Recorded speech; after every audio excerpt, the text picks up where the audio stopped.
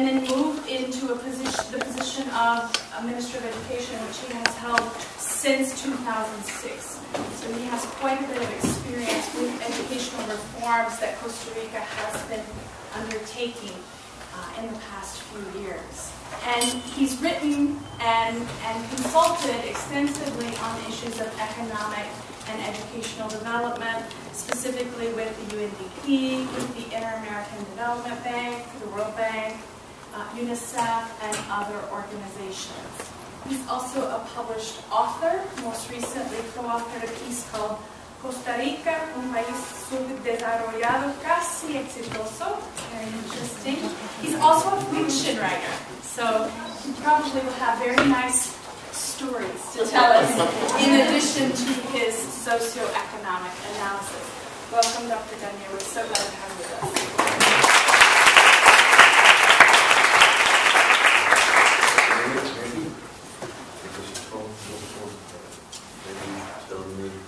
Who these people are. So, these are magnificent graduate students of Teachers College, Columbia University. Most of the students in the room are in a program in international educational development, although some are in other programs across the college. So some in literacy, some in internet, ICT, early childhood. I'm thinking, forgive me if I've forgotten some of your specializations. Some are at CIFA, International and Foreign Affairs, here at TC. And so they have a range of interests. A good percentage of the people here are enrolled in a class of literacy and development. So we have a particular interest in literacy. Some of the people here have a particular interest in literacy programs for children, youth, and adults. And this week we read some work around multilingual education, multilingual literacies.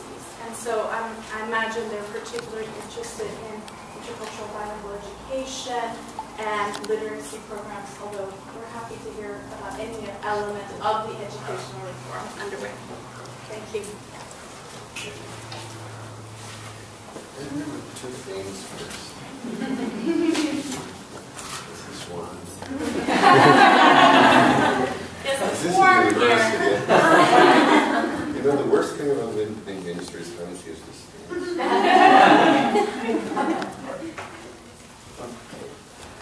That's better.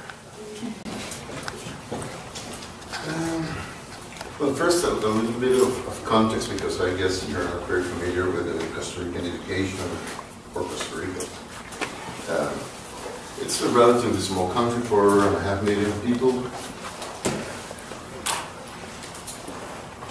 We have like 1 million students in preschool, primary, and high school.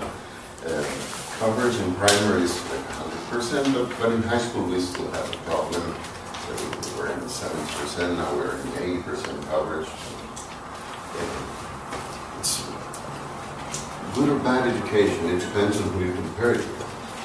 We participated in the PISA tests. The last one was not there. And we were, together with Chile, the best Latin American countries in the PISA tests. The problem is Latin America is one of the worst regions in the PISA test. So we are like the best of the worst. It's good to be the best of Latin America because we spend a lot of money in education. It would have been terrible to participate in the test and do poorly in terms of Latin America. But it's certainly not good enough. I mean, kids in Costa Rica, they don't work in Latin America. They live in the world, so they should have a world-class education, and we don't. Okay. For 6 years, I could talk a long time, but that's not the idea. So I'll try to mention some of the main things we've been trying to change in this 6 years, and then we can have questions and make it easier to relate to your interest. First is a very, very general question. What do we think education is for? And I ask this question because when I was appointed minister, I'm an economist. So the people from the faculties of education of the three universities will be a little bit scared. What's an economist going to do with the Ministry of Education? It's going to talk about efficiency and work and all this, putting education service of the economy, which is very important. But it's only part of it. It's important. What we said is, yes, education is, of course, for academic and working skills, but it's also how you learn to live and how, especially how you learn to live with others. That's something that it's usually forgotten. So we try to use those three things as our main goals in the educational system. Once you get there, become Minister of Education, and especially if I've been all my life is like a professor at university or a consultant, or I was in the Ministry of Planning and Economic Policy, but that's a tiny ministry. And you have like 200 people. And then suddenly you're in a ministry where you have 70,000 teachers, million students. And you say, okay, we want to have some changes here. And then you realize a few things. For example, okay, you have 70,000 teachers now. You're supposed to be in the job for 4 years. At the end of the 4 years, you will have basically the same teachers. Because a few of them will say, retire. But basically, it's the same, a few new ones. So you say, okay, I have to do things with the same people. In a few months, you realize something else, that ministers of education are quite conservative. But, I mean, really conservative. It's funny because they have a discourse that is very progressive. They talk about change, they talk about constructivism and all this modern theories, and not so modern, everything's there, these are new things. And we were talking about that in the 70s, and I guess they were talking about something like that in the 30s, but education faculty thinks this is something new that you should change, but nothing changes. And in fact, somebody told me that teachers don't teach as they tell them at the university they should teach. They teach as they were taught when they were in high school or school. It's like a generational reproduction of the same old way of teaching. So we wanted to do some changes, and the first advice I got from a former minister was beware of total reform, which is what people usually ask for now. This is really in such a terrible state that you have to change everything. You have to do an integral, total reform of education. There are several reasons why you shouldn't try that. First, it doesn't exist. You shouldn't try something that doesn't exist. Even if it did exist, you're never smart enough, you never have enough information to think a whole integral reform of the educational system. You don't have the resources. You cannot change everything at the same time. You don't have the time, you don't have the people, and there is a very practical piece of advice. Every small reform that you try to do will have some people loving it and some people hating it. If you take all your small reforms and present them as a big integral reform, you will add up every hater you. So you will do nothing. So what we did is we tried to have a global vision, some sort of idea of where we were trying to go. But do it one piece at a time. And some people at the beginning thought, well, these are just tiny changes. Some of them are. Even if there are tiny changes, and if they are good changes, that's okay. So I will mention some of them, and I will try to give you a picture of how they fix in a bigger view. One thing we have been trying to do, and this is probably one of the most difficult ones, it will sound trivial, is to say, and you can saying this for 6 years now, maybe some people have understood, that usually when people works at a school, well, piece of information in Costa Rica, 90% of schools and high schools are public. Just like between 8 and 10% is private. So education is basically public education. And so everything is administrative. But if you ask someone at a school or a high school about the Ministry of Education, they would say, no, the ministry is something that is in San Jose, building, or several buildings. The school is not the ministry. They don't feel like they are the ministry. So we started to say, okay, what is important is each and every educational center, every school, every high school is what is important, not the ministry. And this starts sounding good for the people at schools or high schools, not so good for supervisors, and especially for people in the middle, or the director of curricular policy. She thinks she's like the one who knows how the curriculum should be. So when you say, okay, instead of schools orbiting the ministry, we should have the ministry orbiting the schools. It sounds like a tiny thing. It's probably the biggest change you can attempt to have. And I'm not saying we have achieved that.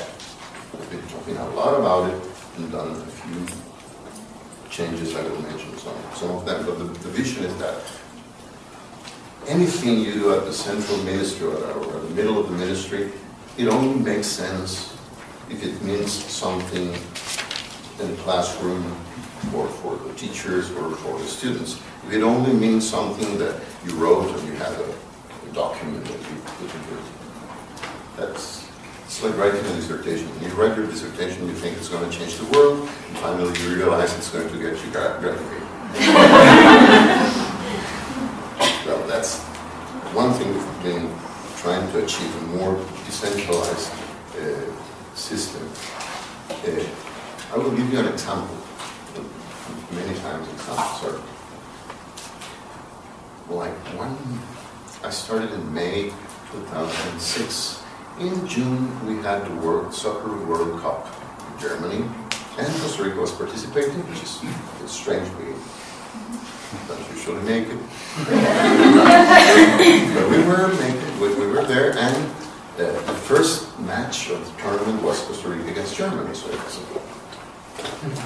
So I received this, the secretary received this call from the principal of the school, asking my permission to bring the TV set to the school so that kids could watch the match. I said, the secretary asked him if he's really the principal, and he is telling me that he should know what to do. Like 20 minutes later, he calls back. And he says that at the regional direction, the ministry is the central of the regions, and at the regional direction, they solved this problem. What they told him is probably the most important thing I've learned about how the ministry works. They told me, better don't take chances. Don't risk it. And that's the rule, don't risk it. Play by the rules, do what you're supposed to do, don't get in trouble. So the main thing we've been saying to the teachers and to the directors is, I want you to get in trouble. Don't ask for my permission, do things. And it's, yeah, I know it's a little risky. If we don't take risks, nothing will change. We've been saying this once and again and again, and some people are listening. Okay, this general thing, more into educational things. Try to cover two different fields, as I was saying. One has to do with kids to learn what is relevant and to learn it well. And that has to do with all the academic things. A few examples of things that we have done. For example, and this is something I have learned at the university in economics. My students at the university, in the exam, they have to solve a complex system of equation, they can do that with no problem. But if I ask them to write an essay, then that's a different story. They put a lot of things, hoping that everything that the teacher was expecting would be there. But nothing has to do with nothing. I mean, it's motivation, there are like logical steps in an essay, and they would be surprised with a bad grade because they say, but I put everything there. It's not enough. So in the ministry we try to understand what is going on. It's of course a problem of thinking logically, of learning what is usually a basic course of introduction to logic. You don't understand how that works, valid arguments, fallacies, all these things that you learn in a logic course. Is how can we teach logic to our students? In math, they teach, of course, they learn logic in math, but then they use it only in math. You can learn logic in science class, and you will use logic anytime someone poses a problem in a scientific fashion. But when you read the newspaper, you're not really using logic, or when you're watching a movie, or talking with someone else, or writing an essay. So what we did was to change the curriculum of Spanish, introducing what camouflage more precisely, a logic course in high school from 7th to final grade in high school. And it's been very interesting. At the beginning, the teachers were a little bit worried because I'm a Spanish teacher, I'm not supposed to understand logic, which is something very strange to say. I remember in one of it, because of course, when you try to, and this is one example of how difficult it is to change things. First, you have to think about what you want to change. Then, you need the people capable of producing the change. You will have a lot of pressure to do those changes only with people from within the ministry. But usually, if you only use people from within, you will change very little. So you have to find someone from the university or whatever, and create groups that will change things. Okay, so we produced the change in the program. There's something interesting in Costa Rica. There is a body called the Higher Council of Education. The ministry doesn't get to change anything. I mean, if I want to change educational policy, I have to propose the change, go to the council, part of the council, and convince them that that's a good change. If they approve it, then it becomes a new program or a new policy, which is good because it gives stability to changes. It's not that every minister does what he or she wants to do. So okay, we approve the change, and then the difficult part is you have to teach the teachers. They never received logic at the university. So we were having these classes. I went to some of them to see them. And one teacher, she said, well, this is very difficult. I even have my students helping me. The other day she says, one of my kids came with Harry Potter all marked up with a lot of fallacies and logical failures. Is it or is it not difficult? So it's nice when you see things going that way. So that's one example of a change we've done that I think would produce some interesting things.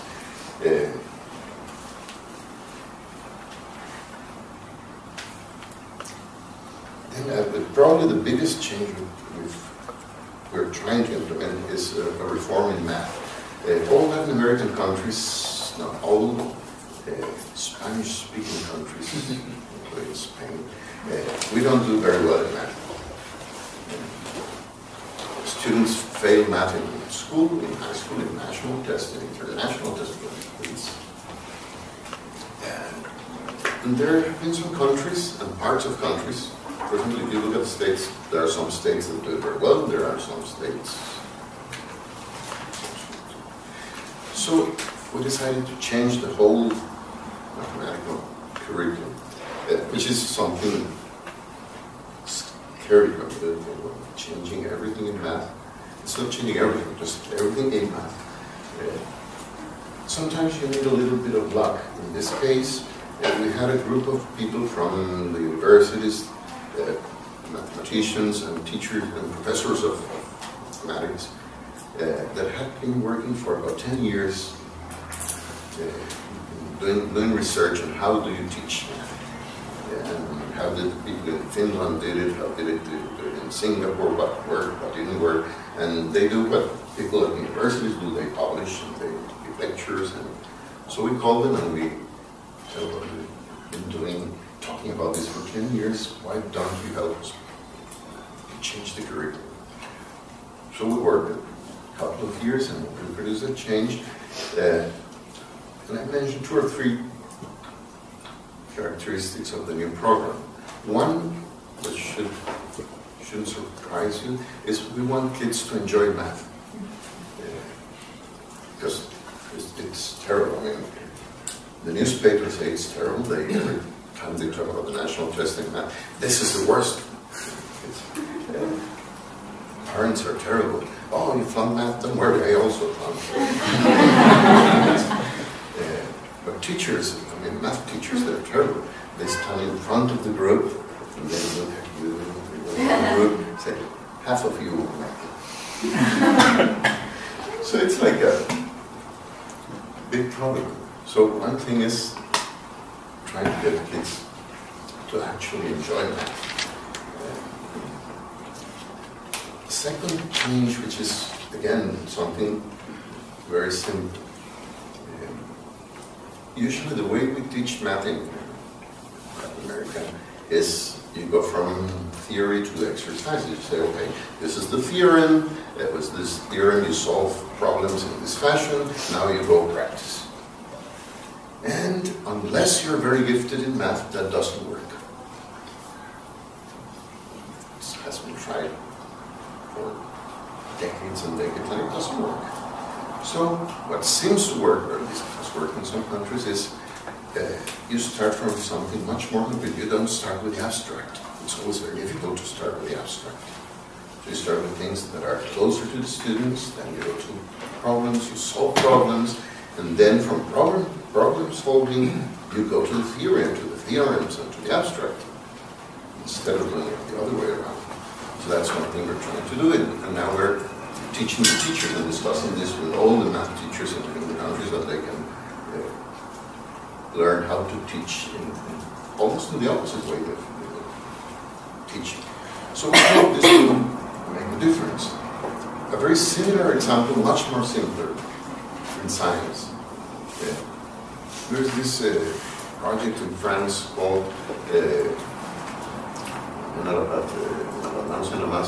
what's the expression in English for that? Hands-on. Las manos en la masa. Someone spell with your hands. Hands-on? Hands-on, okay. That's good enough. Well, this couple of Nobel Prize scientists in France, they argue that they're not teaching science in the right way. They say, well, listen, in science class, we're teaching the answers. So students will learn that an object flows at 9.2 square meters per second. That's the law of gravity, you learn. So, no, when you learn answers, first you forget the answers. Then probably later in life when you need answers, it would be a different answer. I mean, if you're in Mars, it's not very useful to know the gravity in Earth. So you should start with questions and go from questions to the answers and learn how to research. So we've been doing this in primary school without changing the program, just changing the way in which teachers go about teaching questions to the answers. Teachers like it very much. The change has been very well received, and the students are very happy with the change. So, these are like 2 examples in terms of more academic things we're doing. But as I was telling you, at the same time we're talking about academic issues, we're saying, okay, we have to learn how to live better and how to live with other people. So we proposed a project, we called it with a big name, because if you try to do these things like if they were not very important, nobody would care about them. So we called it Ethics, Aesthetics, and Citizenship, which is like huge. We spent like 3 years doing this reform.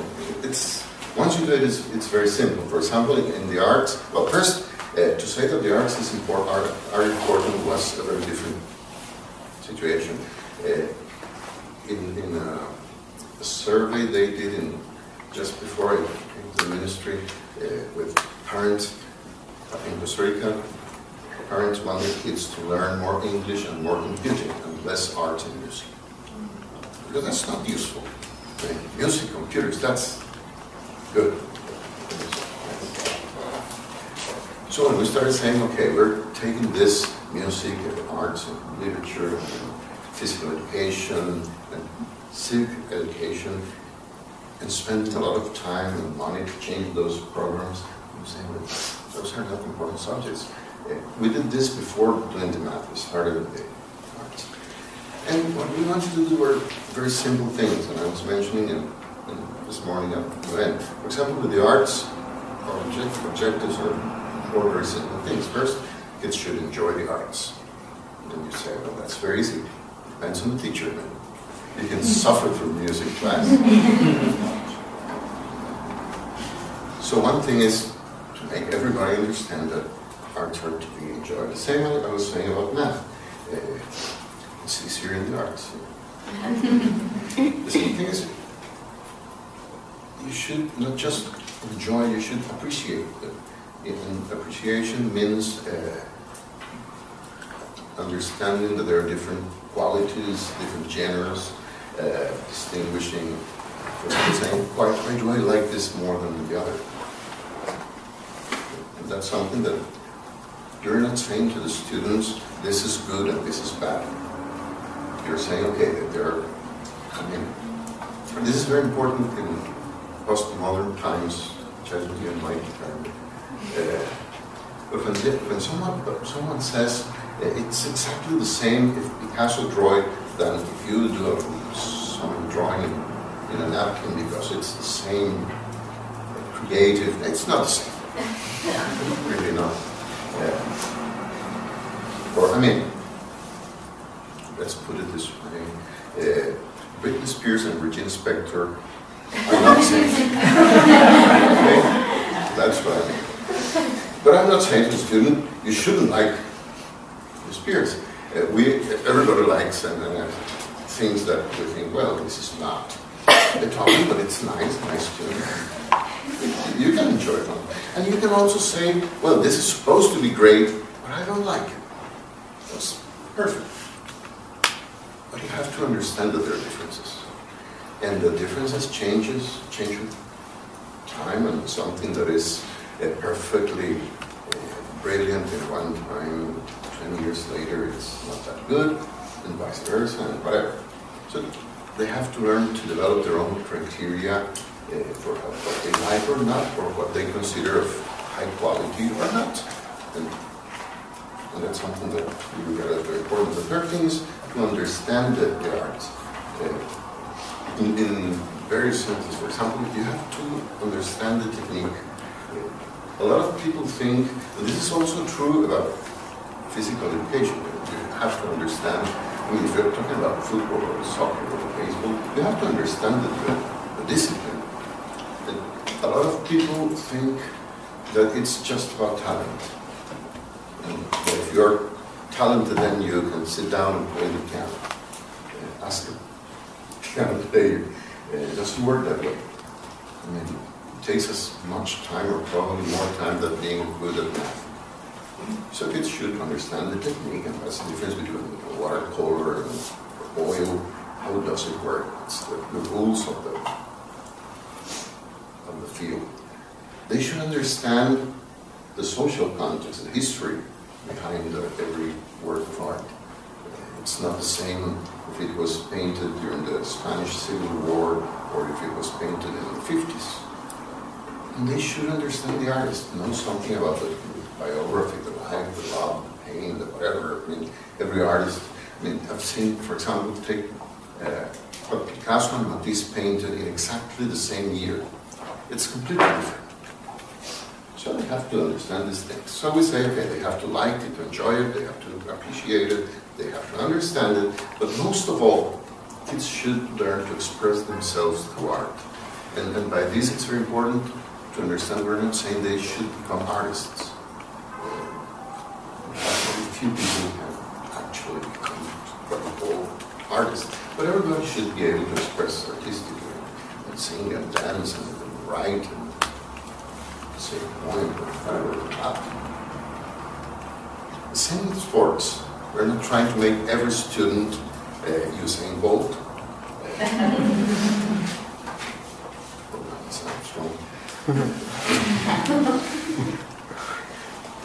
It's complicated, sports. But we're trying to have them all practice some kind of sports. In fact, we introduced dancing within physical education to the dismay of physical education teachers. They thought, dancing, that's not really... So what we did is we brought some people from the dancing world and we challenged the physical education teachers. Okay, you do the same they do. So we managed that. So that's one part of it, learning how to enjoy life. I'll give you a final example. We changed one course which is called like well, it was called home education or not exactly home economics, but and it was terrible. And yeah. And now we changed it into 3 things. In the 7th grade, they learn about food and nutrition, but not just about the way nutritionists will do it, which is that this is calories, this is carbohydrates and proteins, and you should balance everything. But that's one part of it. Another part of it is that you eat food because it's good. You like it, you enjoy it. And the problem is that economists, tastes, in spite of economists, are not something you have in your DNA. You develop your tastes. And a lot of students, they have the same 3 or 4 things for all of their life. That's what they eat. And you say, no, but you can learn to eat a lot of different things. The example I always use, they say, is not a very good example for the Ministry of Education, but beer. First time you have beer, it's not very good. But you have it a second time. And then you like it, and then some people like it too much. So we're trying in this class to make them develop their taste and to understand, for example, that in Costa Rica, that is a tiny country, we have a lot of different gastronomical cultures in the north, in the south, in the Caribbean. So it's a whole menu. And then to understand that what people eat in Italy or in Peru or in China. So it's nice. They have become like, have this awareness of different tastes and different ways of enjoying food. They also teach them that food is something you do with other people. Which is something sometimes young people in urban cultures forget. Because in the morning you get your orange juice or whatever, run out. At lunch nobody's home. At night the family gets together, is probably watching, I don't know, American Idol or something like that. No, we can change the name, so I can't keep track of the X Factor or whatever. So we try to tell them, eating is a social idea. You should do it more like they do it in Europe. You sit down, you have good conversation, you don't say, put a glass of wine, not yet. Time that one. So that's about learning how to enjoy life and about living together. There's one thing that probably is the worst thing we have in terms of living together, and it works. It damages the students as well as the teachers as well as the whole ministry. It's fear. The Ministry of Education is run through fear. Everybody is fearful. I mean, the students fear the teachers. teachers fear the students, and they are lucky if the students don't realize that. When the students realize that their teacher is afraid, he's dead. We all know because we all did terrible things to some teachers. And the teachers are fearful of the director is fearful of the supervisor, the supervisor, except the minister because he lives in 4 years, so they're not very much. But fear is there also in school and schools and high schools. Usually when you ask people at their high school, if you really think about it, there are a lot of bad memories. Of course, there are always nice things, but it's a time it's a difficult time for kids. So what we're trying to do is, okay, how can we make it a much better experience? And it's not easy. One problem you have is how do you handle differences? Because differences are usually used to hurt other people. The fat one, the tall one, the skinny one, all these names we give to our classmates, or maybe of course to the class. What do teachers do?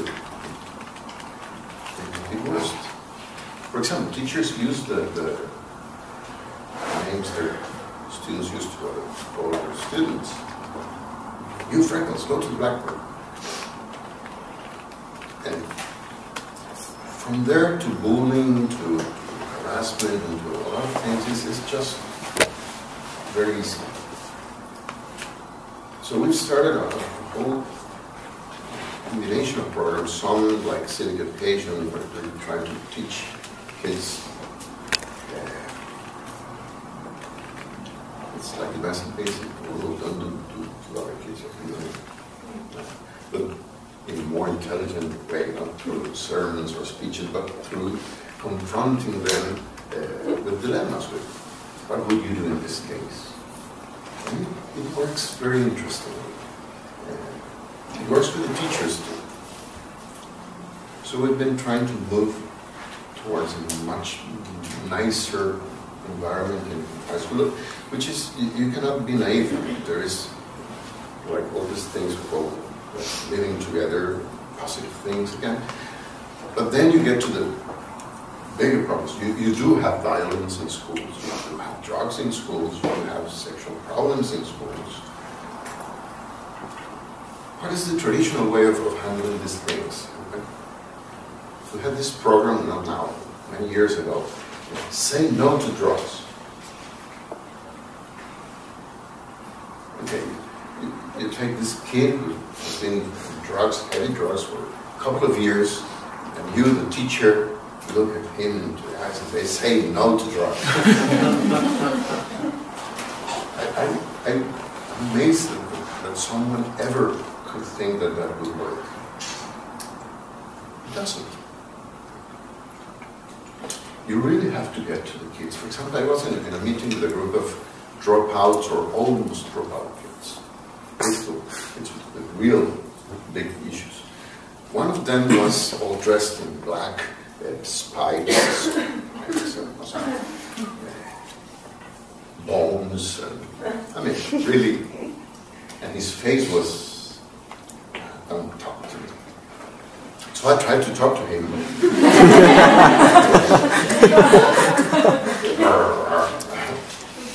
And then I asked him a question. It was very funny. I just said, what music do you like? There was a change in the face, but again, very aggressively, he said, I like Gothic opera. I said, that's cool. Do you think your teachers have ever listened to the Gothic opera? Are you crazy? He said. Next day I had a meeting with the teachers. So the first thing I asked the teacher is, has anybody ever listened to Gothic opera? And then the teachers looked at me as if I was crazy.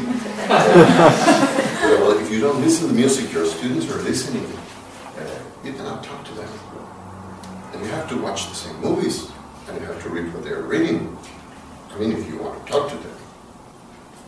So that's part of the work we've been trying to create different communities at schools. And again, arts and sports are essential to create this environment. 1, 2, 3. Third thing we've done, again in this context of living better, has to do with health, but not just with health. It's usually thought of as a health problem. One thing we did is we took junk food out of schools. It takes like 3 seconds to say it. It's not that easy. So it was like a 3 years process of negotiations and finally we got this decree that says that too much fat, too much sugar, too much salt, too much calories, and salts. Plus some other things. Those were the 5 big issues. So that was one thing related to health and better habits of living, together with more sports. That was one thing. The other was sexual education, which you would say, well, don't you have it? No, we haven't. We haven't had it for almost never. Usually you would get like a lecture about don't do this and don't do that. So what we did again, it took us like 2 or 3 years was to build this program, which usually, and that's why it's related to health, sexual education is something you teach so that kids won't get pregnant too early or they won't get AIDS, which is very important. But it's not the real issue. The real issue is that sexual life is very important for any human being. And it's not just sexual life, it's how do you handle your affections, your loves, your likes, your friends, your whatever. Again, you're living with others. So with a lot of trouble we created this course, and of course now my friends here, they know we've had some tiny trouble with church. They've been talking about you in the Sunday sermons. Sorry for my mother, she's been very distant, she hasn't said anything. But it's very strange. I mean, how can you go through high school without officially talking about these issues? I mean, human beings, we think about sex about a huge amount of time in our lives. But if you go through high school, and which is probably best or worst period of the worst, you don't talk about it. Of course kids talk about it outside, but to create an adequate environment where a teacher prepared to listen and to promote conversation about this. I don't know why it sounds so terrible to some people. They think it's dangerous. There was, let me see if I can translate this.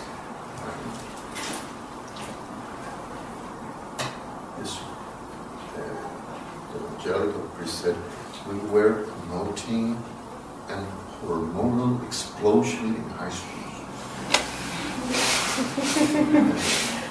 The only thing I could say back is, we always have a hormonal explosion in high schools. You can have it with some education or without. I think it's better to have it with. So those are several examples of the things we've been trying to do. As you see, some are very traditional, doing with math or science or Spanish. Some have to do with arts or with learning to live together, to handle our relation with other people. Fear is one of the things we've been trying to not make it disappear. Fear is like very human, but to tone it down. And finally, I will say, final comment. One about, as I was saying, 90% of education in Costa Rica is public education. It is free, provided by the state.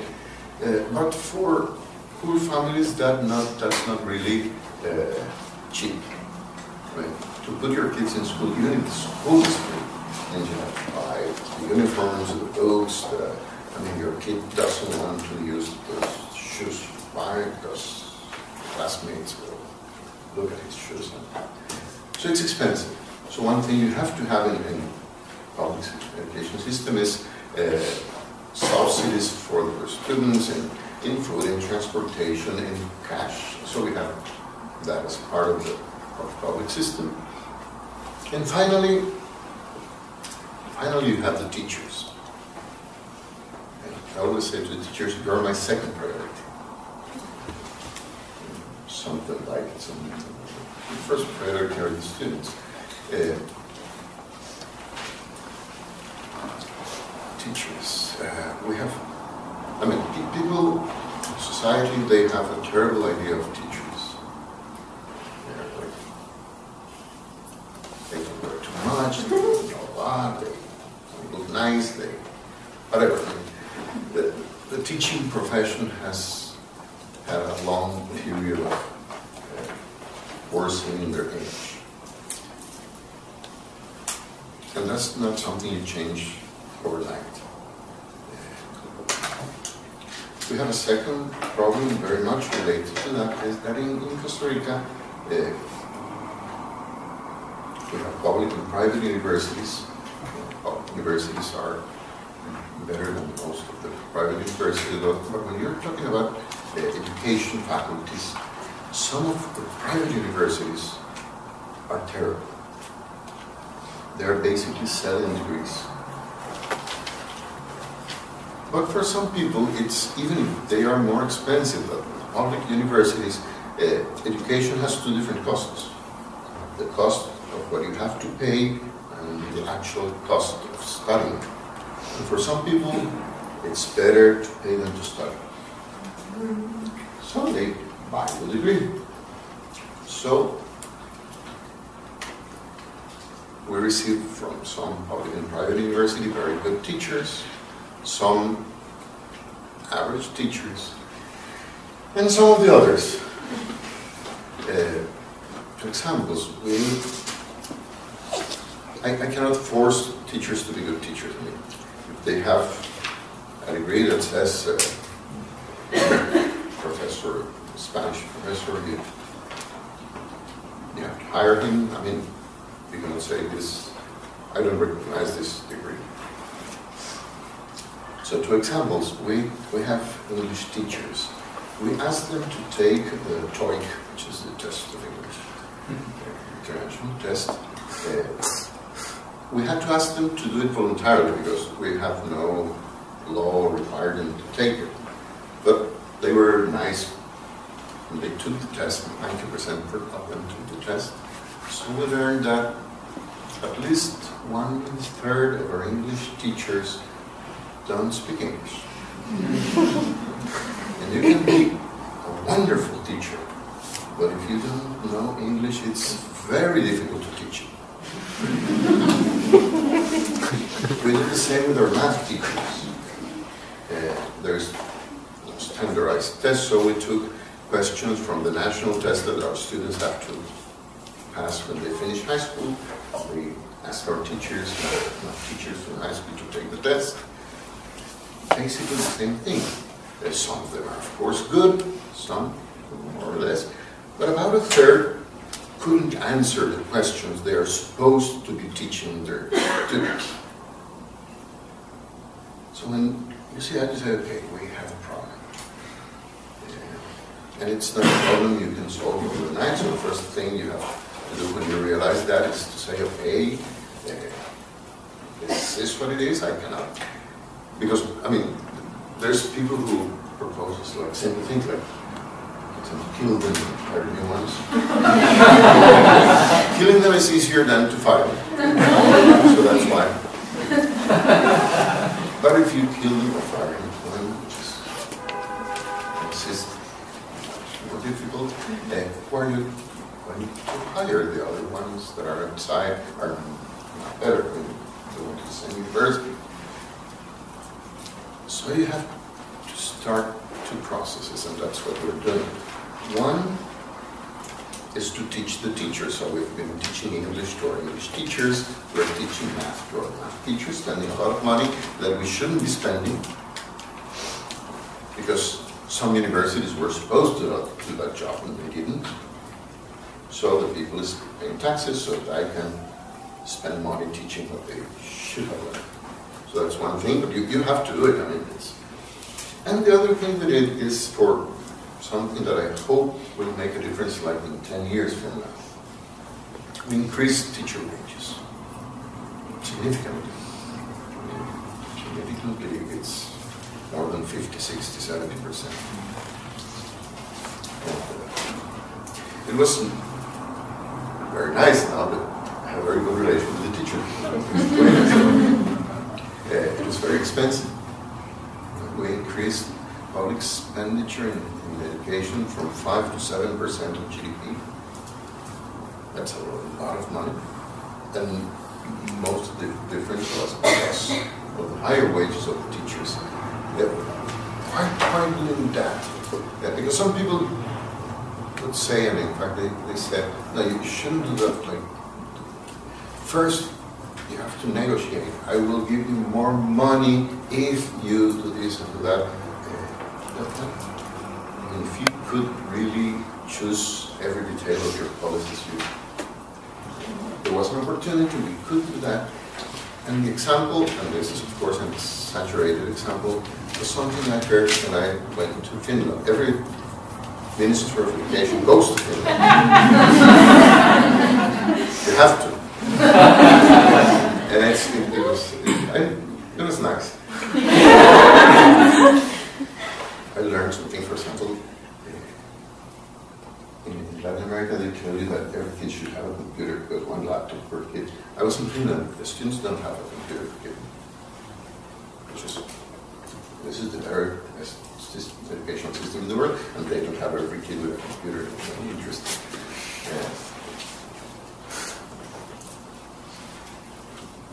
Two things. One, well, it's the same thing. I was talking with this guy behind the Ministry of Education. He said, and I felt very bad, everybody's coming to Finland to ask about the Finnish miracle, and we have to waste our time having you here. There is no miracle, he said. We have some good things, some bad things, but we have good teachers. And the reason we have good teachers is because at the university, our best students go to the Faculty of Education. And when your best students go to the Faculty of Education, it doesn't make that big difference if then your curriculum is good or bad, or you have good infrastructure or bad infrastructure. If you have good teachers, anything else is really secondary. So improving significantly the wages of teachers is a way of saying to young kids at the university, do you really want to be a lawyer? Because, I mean, now teaching pays, which wasn't true 5 years ago. So we hope 10 years from now to have better teachers just because it pays to be a teacher. And it should pay. And this is the final thing I will say. It's a very tough job. And I really, when I listen to people talking bad about teachers saying that they don't work, they just have 5 lessons a day and this, and it's really, really tough. So, I mean, to have 25, 28, 32 kids in front of you with a lot of differences between them, I mean, they do work, and they should be well paid, and they should be well regarded by society. If a society doesn't think well of their teachers, they will not have good teachers. So one of the things you have to do, and this is, I insist, a longer term process, is to achieve that or to regain, because sometimes when you have that, a real appreciation of teachers. And that's what will eventually make a difference.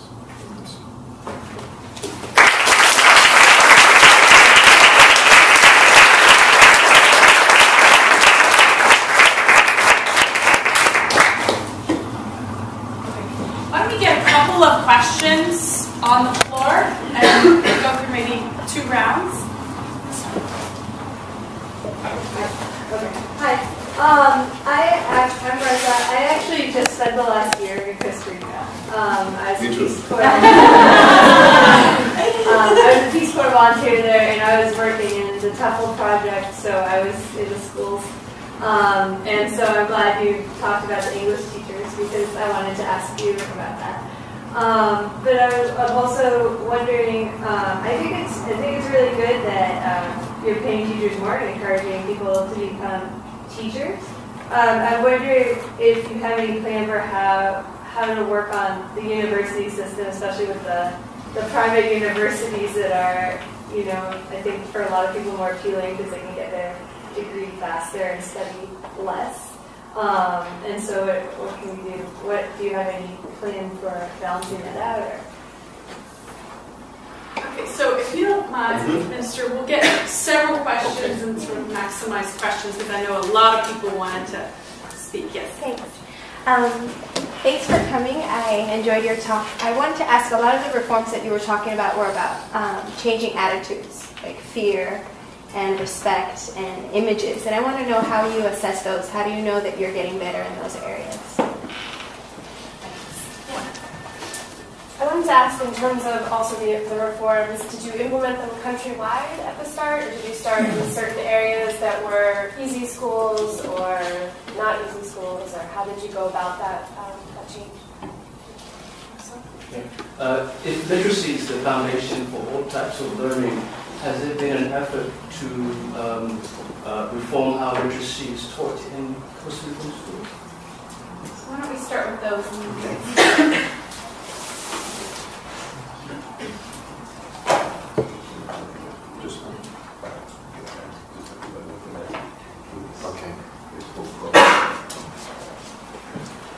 Okay, what are we doing about universities? It's almost telling me to, because sometimes when we say private universities, the problem in Costa Rica is private universities are for-profit institutions. There are some that are very good, and I wouldn't like to give the impression here that private universities are not good. We have very good private universities, but there are some that are basically a business, and they really don't do a very good job in terms of education. In fact, our ambassador here was a member of an institution which is, at this time, almost our only hope is a system of accreditation, the official system of accreditation. So the best careers in universities can apply to SINAIS, which is this organization, a public organization, to get their career accredited, which means like an official seal of quality. Of course, it's voluntary. So probably those universities with the best careers go for accreditation. What we have been trying to do, and this has been very difficult, to attempts. The first was failure, the second was like a mixed. What would I like, to answer part of your question, which is not exactly what we are achieving, what I would like is that at least in health and in education, accreditation would be compulsory. I mean, you cannot teach or you cannot work for the social security system if you don't come from an accredited career. That's very important because both education and health care in Costa Rica are basically public. Because if it's a private high school and a teacher is not very good, they fire him, which is fine. But if I have a teacher which is not very good, he doesn't know English or math, I can fire him if he rapes a kid or if he does something terrible. But if he's just a bad teacher, I cannot fire him. I should, but I can't.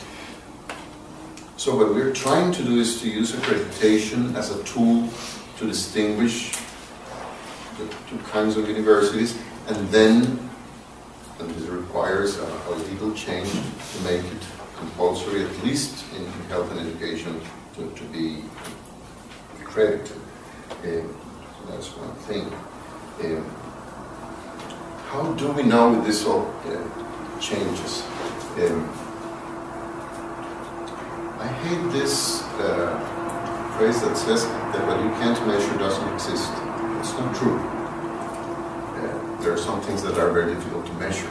In fact, I remember I was here in New York at the New School, and I saw this poster, and I still remember it. I don't know, it was a peacock. I don't know why a peacock. But it said, "I'd rather be roughly right than precisely wrong."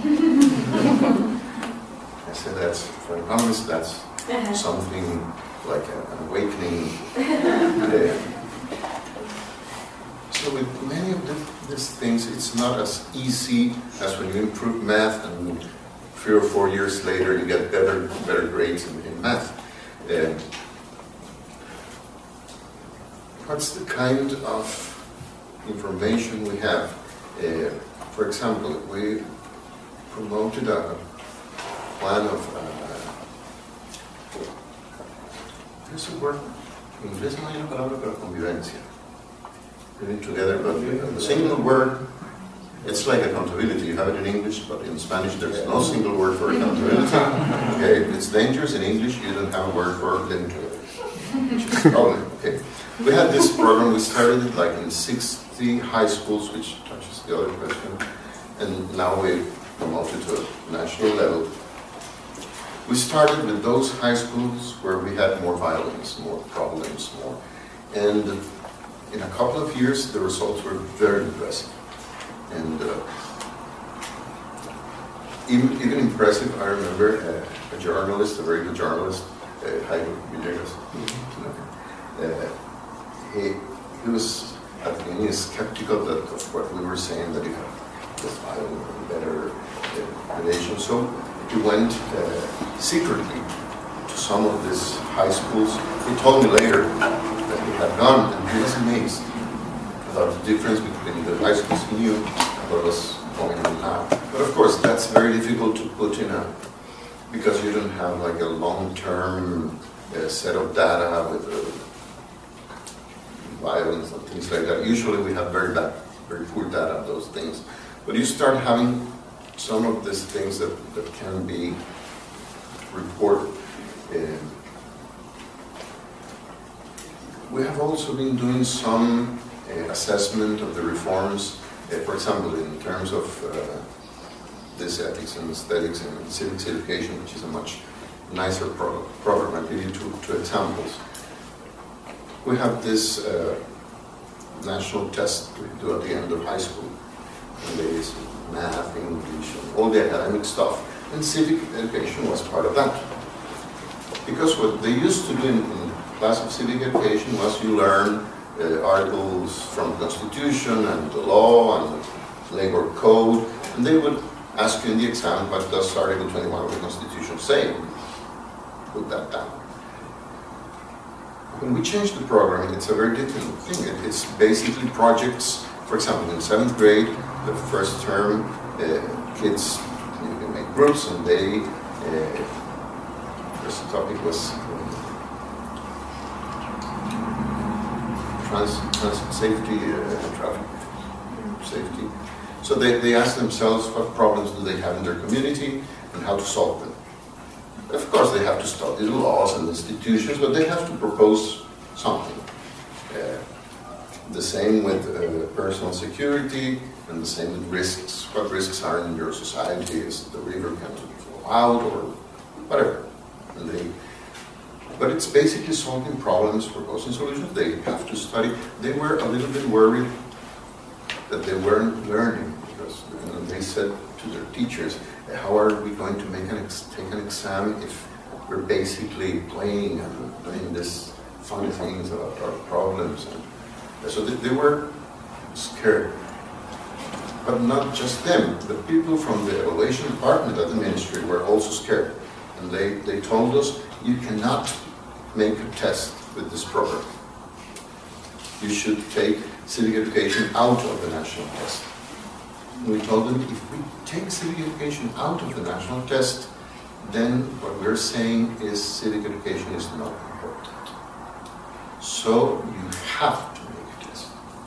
And this was a huge technical fight. That's nice about the industry. You can have political fights, but you also get to have the technical fights.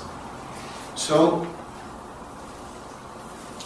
last year we had for the first time this national test in civic education. And I read the test before they didn't want to give it to me because it's confidential. As if I was going to give it to one of my nephews. The questions were very nice. For example, a question in the new exam would say, Article 21 of the Constitution says, and there goes the article. You have to memorize the article. Okay, that's for part 1.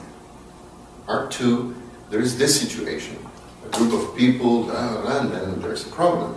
And then the question is, based on what the Constitution said, and from a good citizen's perspective, what's the best result of this? And then you have, like in any test, you A, B, C, or D. I read all the tests and I said, a good citizen can pass this test. And the nicest thing was that usually kids hate exams. And for the first time in my life, in the press the next day of this exam, kids were saying, we enjoyed the exam.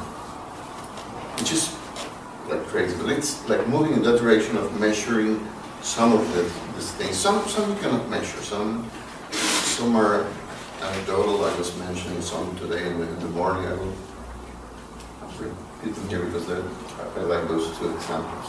One, we're filming interviews with students to see what is happening with this. 8th grade is about identity, diversity, all these things. And then the person interviewing this guy goes, what happened to you in this class of civic education? And he says, well, they made me gay. The camera, they made you gay? And then he says, no, we made this representation here, and I had to play a gay student. And how did you feel about it? Terrible. So you felt terrible about being a gay student? And no, I felt terrible about how my classmates treated me. I will never treat anybody like that. So you start getting those kind of responses. Of course, some people don't like it. So that's how we are measuring some of these things. Countrywide or pilot project. I hate pilot projects. They always are wonderful. And of course they are wonderful. You take your best teacher in the best school with all the money in the world and the camera. It has to work. I mean, and I've been like very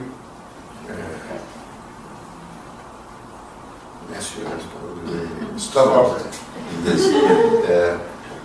If it doesn't work at national level, I'm not interested.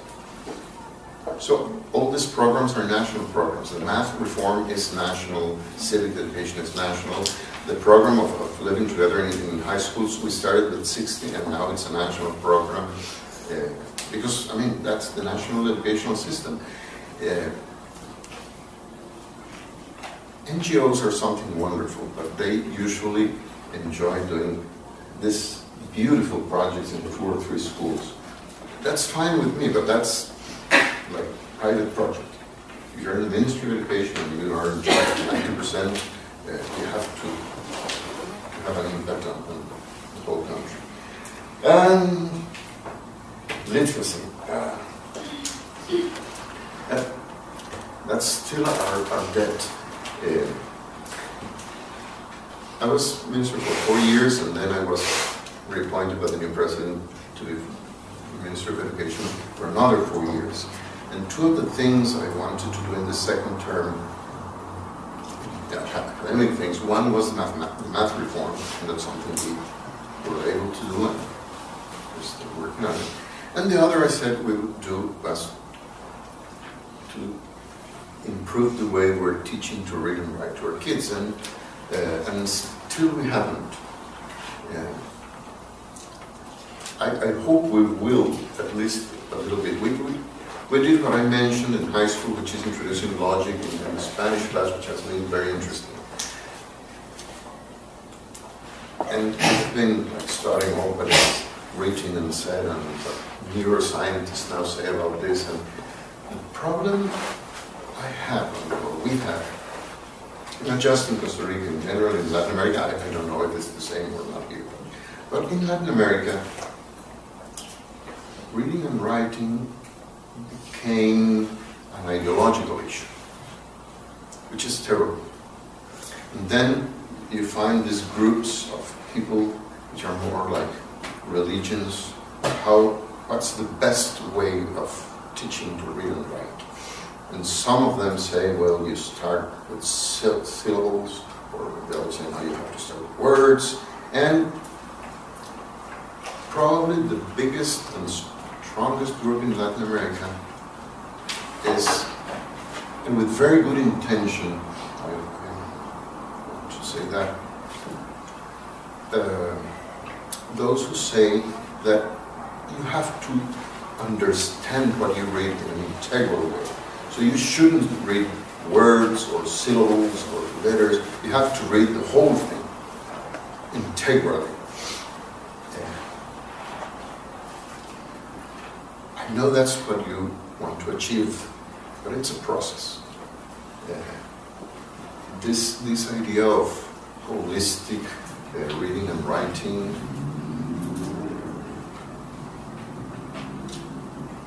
it doesn't work very well. I will give you an extreme example I heard the other day. I had this teacher who is from an indigenous population, is Cabeca. So when he was a kid, Cabeca is what he spoke, not Spanish. So he went in kindergarten, was in Cabeca, and then he goes to first grade, which is in Spanish. And he has to learn to read and write in Spanish. And what the teacher would do is to write a whole paragraph in the blackboard so that they would learn to read and write the paragraph.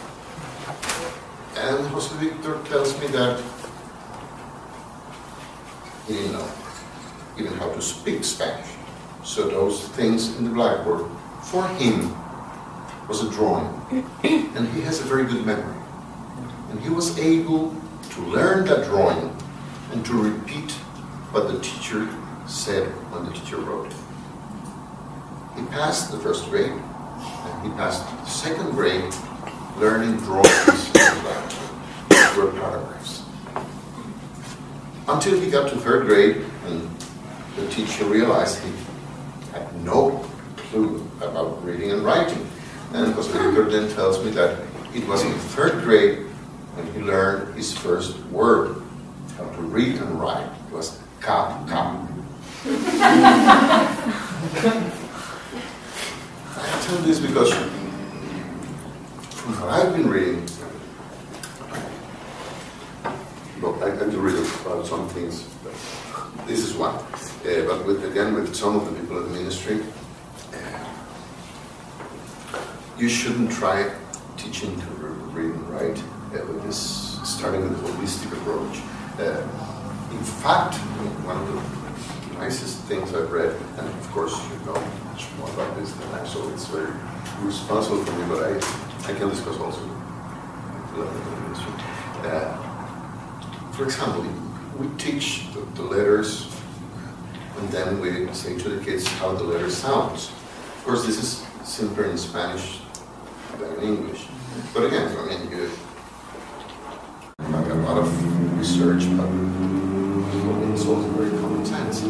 Kids know how to speak, and they know the sounds very early. Reading and writing is quite another thing. It's a cultural, complex elaboration. So, and I say this just as an example of the kind of changes we will do. Why do you start, this is like in math, with the abstraction, the symbol, and then you tell the children how the symbol sounds? you should start with the sound, which is something the kid knows, and then you teach the children how do we graph the sound. You go from the phoneme to the grapheme and things like that. So that's just a little example of one of the things we would like to do in reading and writing. The second is something, I don't know how it's here. Between 10 and 12% of our kids fail first grade, and then they have to repeat first grade. And between 8 and 10% fail second grade, and then they have to repeat second grade. So by the time we are in third grade, we have like 20% of kids over age. What I'm telling our people in ministry is that I don't understand what does it mean to fail first grade as a concept. For example, in reading and writing, you go to the first trimester, you learn there's vowels, the second term, we have the year divided in 3 parts, you learn some other things, and then, as some teacher told me, which I think is crazy, but that's what she told me, in the third trimester, the kid really learns how to read and write. So this is like preparation. When you read him, he learns to read and write in 3 specific months of his or her life. But anyway, if at the end of the year, this boy or girl doesn't know how to read and write, then he has to repeat first grade. So what does it mean?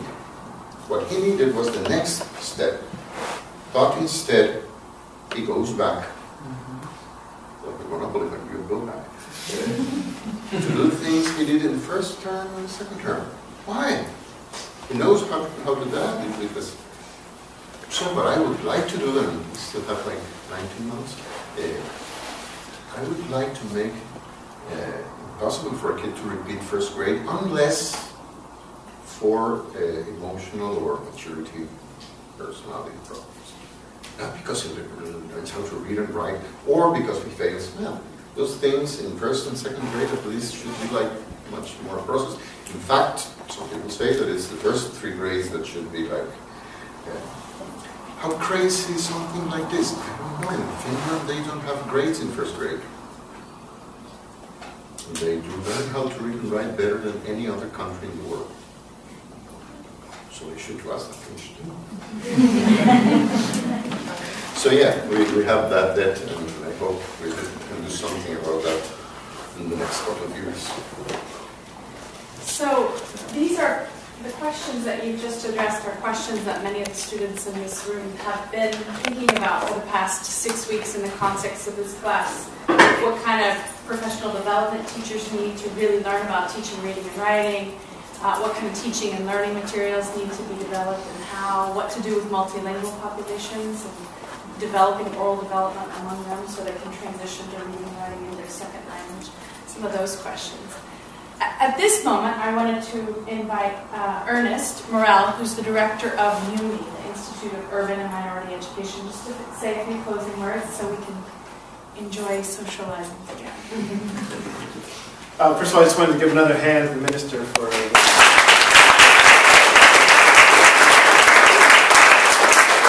It's been a long day for you and a long trip, but we wanted to be a part of this event for a number of reasons. We got a call in the last week from a former colleague who's now in Costa Rica, Dr. Catalina Sancho Crespo, maybe some of you know, saying we had this opportunity, and would we be willing to co-sponsor the event? And, you know, luckily with folks like Dr. Barton, we were able to make it happen. But one of the things that we know is that we face a lot of challenges here domestically in our education system. But one of the things I think that we are less attuned to is how those problems we face here in New York City or New York State in the United States relate to other problems and challenges that folks are facing in places like Costa Rica. And so one of the things I want to do with the Institute is begin to have those conversations across context. So not only can we commiserate about having a lot of similar issues in common, but we can learn from each other. Right? And if there's a universe of folks out there that are doing innovative things, then we need to know about it. right? That's how we improve, that's how we get better. We travel, we have this dialogue. So it was our pleasure to host a dialogue. There were just a couple of takeaways that I had that I thought were really important. And the first one I've already said, that it's good to know that we face many of the same problems, not because they're problems, but because we know we're not alone and we have partners that we can collaborate with in finding solutions. That some of these projects that you're unleashing at a national level have some success, and we need to know about that in the United States. The second, I think we know this, but it's nice to have it affirmed that learning needs to be engaging, affirming, and enjoyable. Right? That rarely do we start with that premise, right? We start with standards, objectives, national tests, but rarely do we start with the joy of learning, right? Another, that education has to be about helping kids to be better people, not just more skilled. And I thought that you said that very eloquently. And you talked about the ethics class and that it's about helping people to be better people, but to get on better with each other. And I feel like that's something that we have focused on at times in the United States. This is not a particular time where we're focusing on that. And it's a world where we need that more than ever, right? How to figure out how to get on with each other. The word in Spanish was convivencia? Yeah, we need that.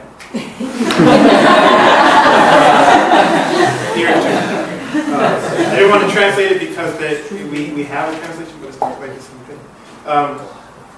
3, education is a social activity, right? That one of the districts I work in, we went around to classes and rarely could you see kids engaged in a social activity. Well, learning is a social activity, and there's no social activity in the classroom. What's happening? Probably memorization, rote memorization, which is not the same as learning. But having kids involved in activities and doing things, the way you talk about math and science, I think is something that we have to really continue to focus on. And next to last, that education should be a place where we take risks. We take challenge. We take calculated risk. If we're not where we need to be, why are we continuing to do the same thing? Was it Einstein that said the definition of insanity is doing the same thing and expecting a different result? Then we could say in part, our educational policy is insane. Because we keep doing the same things, but we want it to have different outcomes. If you want different outcomes, you have to have different inputs. And in order to do that, you have to be willing to take risks. And finally, as educators, we really need to know our students. Right? We need to be able to make those kinds of real connections, if it's listening to Gothic opera or understanding that young people have a logic of their own. Right? I was with a group of parents and philanthropists yesterday, and they talked about reclaiming the word child and children. Instead of talking about children as youth, which they saw as a really distant term and a sociological term with some connotations of not so great. We talk about them as dropouts, all sorts of things, instead of talking about them as our children, people who we love and care about and know. And it's hard to think about how to get to a solution at a national level or at a national level until they become our children again.